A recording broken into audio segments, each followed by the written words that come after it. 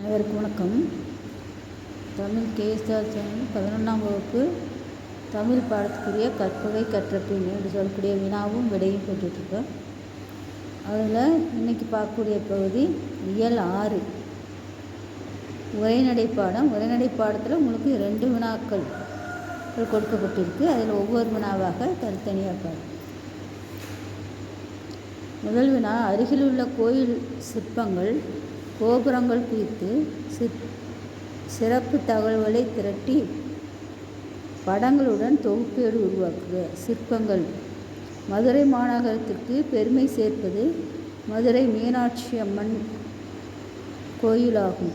பிரசித்தி பெற்ற இந்த கோயிலின் சிறப்புகளை கணக்கிட முடியாது. 1000 கால் மண்டபத்தில் பல ஒளிகளை தரும் சிலைகள் தூண்களில் செதுக்கப்பட்டுள்ளன.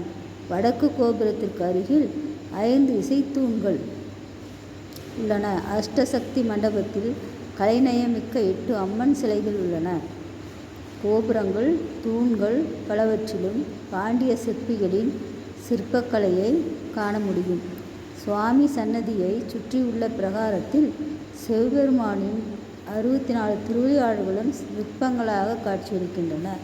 கோபுரங்கள் மதுரை மீனாட்சி அம்மன் கோயிலில் உள்ள கோபுரங்கள் பல்வேறு மன்னர்களால் பல்வேறு காலங்களில் கட்டப்பட்டவை. இக்கோயிலில் மொத்தம் 12 கோபுரங்கள் உள்ளன. அதில் 4 கோபுரங்கள் 4 திசைகளை நோக்கி உள்ள நுழைவாயில்களில் உள்ளன.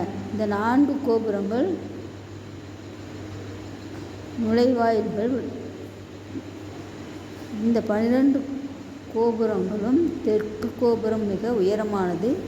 9 அடுக்குகளை உடைய தெற்கு கோபுரத்தின் உயரம் 52 மீட்டர்.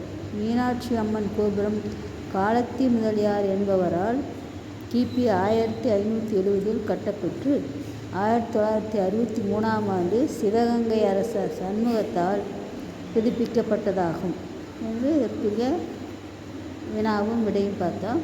அடுத்த வினாவை அடுத்த பதிவில் பார்ப்போம். நன்றி, வணக்கம்.